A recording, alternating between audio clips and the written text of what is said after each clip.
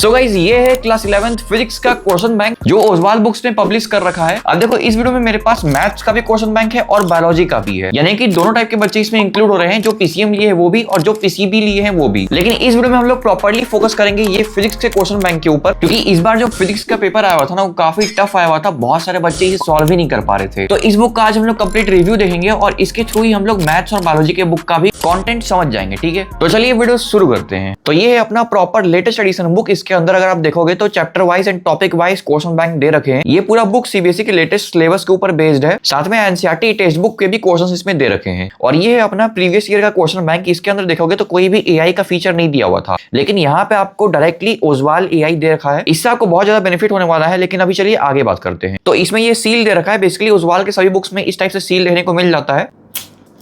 अब देखो ये फ्रंट पेज है, जैसे कि आप टर्न करते हो वैसे ही यहाँ पर आता है अपना कंटेंट सेक्शन। अब यहाँ पे देखोगे तो चैप्टर वाइज आपको सेल्फ असेसमेंट पेपर दे रखा है यहाँ पे, और ये सभी यूनिट्स में है। जैसे पहला यूनिट में ये रहा, दूसरा का यहाँ पे आ गया, तीसरा का ये दे रखा है। इसी टाइप से बाकी यूनिट्स में भी देखने को मिल जाता है। और लास्ट में हमें 2 प्रैक्टिस पेपर भी दे रखा है इसमें।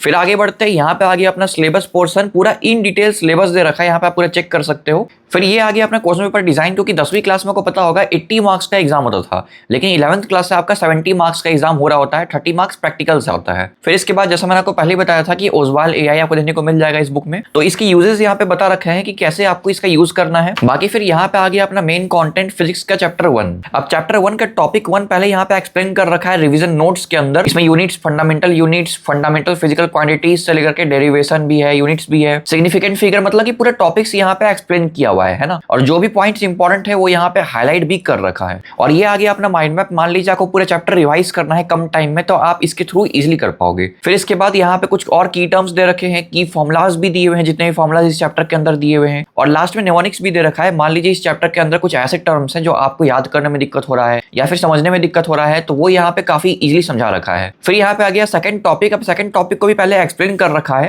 फिर वही की टर्म्स दे रखा है, की फॉर्मुलाज है यहाँ पे सेकंड टॉपिक के। और उसके बाद यहाँ पे आ जाता है अपना कॉम्पिटेंसी फोकस्ड क्वेश्चंस। अब इसके अंदर यहाँ पे देखोगे तो यहाँ पे केस बेस्ड क्वेश्चंस दे रखे हैं, यानी कि क्वेश्चंस की स्टार्टिंग में ही कॉम्पिटेंसी फोकस्ड क्वेश्चंस यहाँ पे दिया हुआ है, पूरा यहाँ पे देख सकते हो। फिर जो हमारा मेन क्वेश्चन है ना वो यहाँ से स्टार्ट होता है क्वेश्चन एंड आंसर से। और ये भी टॉपिक वाइज है, जैसे टॉपिक 1 का यहाँ पे देख लो क्वेश्चंस दिए हुए हैं। और ये भी अगर आप ध्यान से विजुअलाइज करोगे तो ये भी डिफरेंट पैटर्न्स में दिए हुए हैं। जैसे पहले मल्टीपल चॉइस क्वेश्चन यहाँ पे हो गया, फिर असम्पशन रीजन बेस्ड क्वेश्चन दिया हुआ है, फिर very short answer type question, short answer type question. तो कुछ इस टाइप से यहाँ पे क्वेश्चन दिए गए हैं। जैसे मान लीजिए ये एक क्वेश्चन था। अब ये एक ऐसा क्वेश्चन है जिसमें बहुत सारे बच्चे मिस्टेक्स करते हैं, तो क्या मिस्टेक करते हैं वो यहाँ पे बता रखा है, और इसको कैसे हमें सुधारना है, फिर इससे कैसे बचना है वो भी यहाँ पे आंसरिंग टिप में बता रखा है। तो इससे आपको पहले समझ में आ जाएगा कि इस क्वेश्चन का आंसर लिखने के टाइम बच्चे क्या मिस्टेक्स करते हैं जो मुझे नहीं करना है। बाकी बहुत सारे बच्चों को ये भी डाउट रहता है कि भैया मल्टीपल चॉइस क्वेश्चन का जो क्वेश्चन रहता है ना उसका आंसर सिर्फ करेक्ट ऑप्शन ही दिया रहता है, इससे मुझे समझ में नहीं आता है कि इसका आंसर कैसे हुआ। लेकिन यहाँ पे ऐसा कुछ भी नहीं है। देखोगे तो करेक्ट ऑप्शन इस क्वेश्चन का ए है, यहाँ पे दे रखा है। अब ये क्यों हुआ ये भी यहाँ पे एक्सप्लेनेशन पार्ट में सब कुछ बता रखा है इन डिटेल। और ये सिर्फ मल्टीपल चॉइस क्वेश्चन में नहीं दे रखा है, ये असम्पशन रीजन बेस्ड क्वेश्चन में भी दिया हुआ है। जैसे यहाँ देख लो क्वेश्चन नंबर 2 असम्पशन दिया गया है, रीजन भी दिया हुआ है। अब यहाँ पे करेक्ट ऑप्शन कौन सा होगा वो भी बता रखा है, और साथ में एक्सप्लेनेशन पार्ट भी दे रखा है। तो इससे आपको काफी ज्यादा हेल्प मिलेगा पूरा कॉन्सेप्ट समझने में, और आपका टाइम भी काफी बच जाएगा यहाँ से। बाकी यहाँ पे क्वेश्चन देख लो, 2008 के क्वेश्चन है, 10 के भी हैं। फिर जैसे ही आगे बढ़ते हो वैसे ही यहाँ पे लॉन्ग आंसर टाइप क्वेश्चन देखने को मिल जाता है। यहाँ पे इस चैप्टर में बहुत सारी ऐसी चीजें हैं जो आपको क्वेश्चन सॉल्व करने में ही समझ में आ जाएगा। जैसे यहाँ पे कुछ ऐसे परफिक्स है या फिर कुछ ऐसे डेफिनेशंस हैं जो आपको याद करना पड़ता है,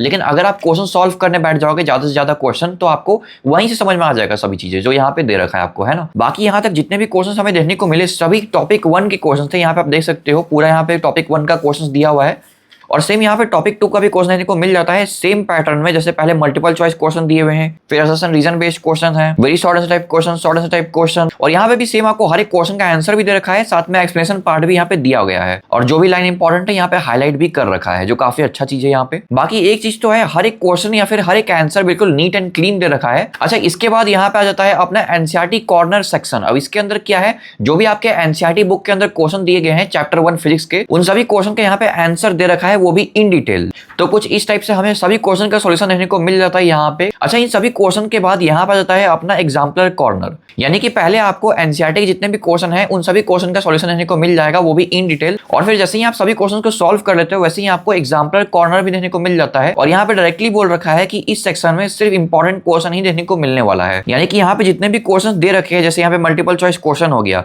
तो ये सभी क्वेश्चन बहुत ही ज्यादा इंपॉर्टेंट है, यानी कि आपके एग्जाम्स में या तो आए हुए होंगे या फिर चांसेस बहुत ज्यादा है कि इस बार आ जाए।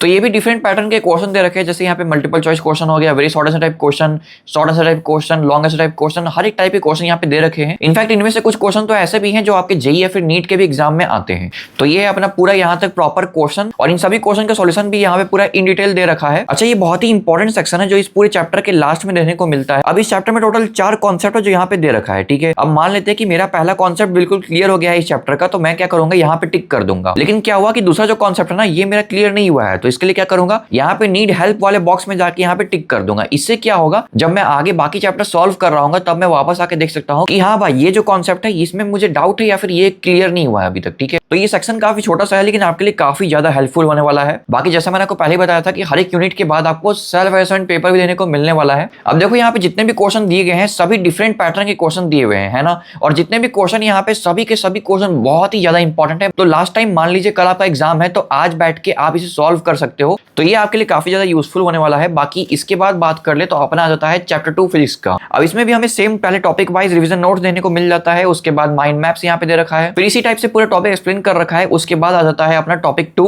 तो ये भी पूरा एक्सप्लेन कर रखा है, इस टाइप से देख सकते हो बॉक्सेस एंड चार्ट्स के थ्रू। बाकी फिर वही अपना इंपॉर्टेंट क्वेश्चन का सेक्शन आ गया वापस से। तो बुक तो देखो यार काफी नीट एंड क्लीन है, मतलब कोई भी ऐसा पार्ट मुझे देखने को नहीं मिला जहां पे आपको कुछ समझ में ना आए। और जितने भी इस बुक में क्वेश्चन दिए गए हैं ना, वो भी काफी अच्छे लेवल के क्वेश्चंस हैं। मतलब सेल्फ असेसमेंट पेपर का बात किया जाए तो इसके अंदर ऐसे क्वेश्चंस है ना जो आपके जेईई नीट के एग्जाम में भी आ रहे होते हैं। इस बुक के अंदर हमें टोटल 10 सेल्फ असेसमेंट पेपर देखने को मिल जाता है, और होना भी चाहिए क्योंकि ये फिजिक्स सब्जेक्ट का बुक है और इसे जो भी एग्जाम में क्वेश्चन आते हैं ना वो भी काफी अच्छे लेवल के होते हैं। इसके बाद आ जाता है अपना प्रैक्टिस पेपर। अब आपके मन में शायद से एक डाउट आ सकता है कि ये जो प्रैक्टिस पेपर है और ये सेल्फ असेसमेंट पेपर, इन दोनों के बीच डिफरेंस क्या है। तो ये सेल्फ असेसमेंट पेपर जो है ना, ये यूनिट वाइज दिया हुआ होता है, लेकिन ये जो प्रैक्टिस पेपर्स है ना, इसके अंदर पूरा सिलेबस वाइज क्वेश्चन दिया गया होता है। जैसे इन्हीं दोनों पेजेस में देख लो, बहुत सारे चैप्टर्स के यहाँ पे क्वेश्चन देने को मिल जाते हैं, और यहाँ पे भी टोटल 2 प्रैक्टिस पेपर्स यहाँ पे दे रखे हैं इस पूरे बुक में, ठीक है। बाकी इन सभी क्वेश्चन का सॉल्यूशन आपको यहाँ QR कोड में देने को मिल जाएगा। तो ये था इस बुक का प्रॉपर रिव्यू। बात कर ले प्राइस का, तो इस बुक का प्राइस है 579 रुपीज। तो देखो हमने प्रॉपरली देख लिया कि फिजिक्स के क्वेश्चन बैंक के अंदर क्या कंटेंट है, कैसे क्वेश्चन दिए गए हैं, और मैं सही बताऊं तो लेवल ऑफ क्वेश्चन तो काफी बढ़िया था ही, साथ में रिवीजन नोट्स भी काफी बढ़िया दिए गए थे। तो जो बच्चे इन बुक्स को अमेजॉन या फ्लिपकार्ट से परचेस कर चुके हैं या फिर करने का सोच रहे हैं, बिल्कुल भी परचेस मत करना, वहां से गलत डिसीजन निकलेगा तुम्हारा। आप सीधे चले जाइएगा उजवाल की वेबसाइट के ऊपर, गूगल में जाकर सर्च कीजिएगा उजवाल बुक्स, फिर इनका वेबसाइट ओपन कीजिएगा और सर्च कीजिएगा क्लास 11 पीसीएम या फिर पीसीबी स्ट्रीम क्वेश्चन बैंक। फिर आपके सामने 2 टाइप के कॉम्बो पैक्स आएंगे, एक में इंग्लिश भी रहेगा और एक में इंग्लिश नहीं रहेगा। तो अपने अकॉर्डिंग आप बुक सेलेक्ट कर लेना। मान लीजिए आपको इंग्लिश बुक भी चाहिए कॉम्बो पैक में, तो आप इंग्लिश वाला सेलेक्ट करना, और अगर नहीं चाहिए तो आप 3 बुक्स का कॉम्बो पैक सेलेक्ट कर लेना। फिर देखो यहाँ बुक्स में तो ऑलरेडी 20% डिस्काउंट मिल ही रहे हैं, लेकिन साथ में जैसे ही आप बाय नाउ पे क्लिक करके कूपन कोड रिसेप्ट10 अप्लाई करते हो ना, वैसे ही आपको 10% और एक्स्ट्रा डिस्काउंट मिल जाएगा। यानी कि 20% पहले ही डिस्काउंट मिल गया था और यहाँ से 10% और एक्स्ट्रा डिस्काउंट मिल गया। और इतना ही नहीं, यहाँ ऊपर देखो आपको फ्री में डेली प्लानर सीट भी मिल रहा है यहाँ पे। यानी कि अगर हम लोग सीधे कहें तो आपको 3 बुक्स के प्राइस में 4 बुक्स मिल रहे हैं,